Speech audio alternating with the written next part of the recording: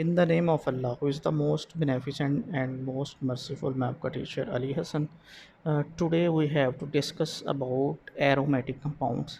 In previous lecture we have discussed about homo and hetero compounds, and now we have to discuss about our aromatic compounds. तो इसकी definition कुछ इस तरह है: those organic compounds contain at least one benzene ring in their molecule. ऐसे compound जिनको जो कम से कम एक बेंजीन रिंग के मॉलिक्यूल को बनाते हैं उसको हम कहेंगे एरोमेटिक कंपाउंड्स। अब benzene ring is made up of 6 carbon atoms with 3 alternative double bonds.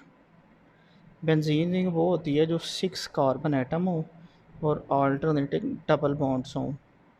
मैं इसको फिर रिपीट कर देता हूँ। एरोमेटिक कंपाउंड्स वो होंगे जिनके अंदर एटलीस्ट वन बेंजीन रिंग हो। अब क्वेश्चन ये है कि बेंजीन रिंग के अंदर कार्बन एटम्स की जो है तादाद कितनी होगी।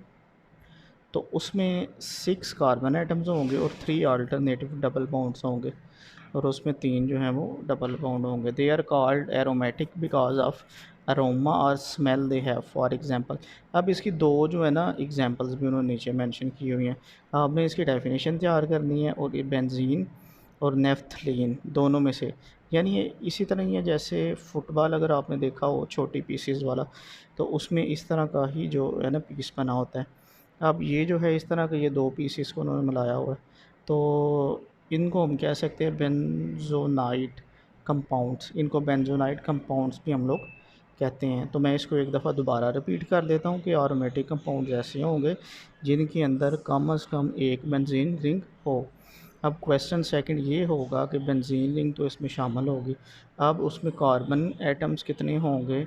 तो उसमें मैं बता देता हूँ कि कार्बन एटम जो है 6 होंगे, और उनमें से 3 के साथ डबल बाउंड होगा। यानी डबल बाउंड से मुराद, ये देखें ये पिक्चर के अंदर जो है ना एक लाइन के साथ डबल डबल लगी है, तो इसको हम डबल बाउंड कहते हैं।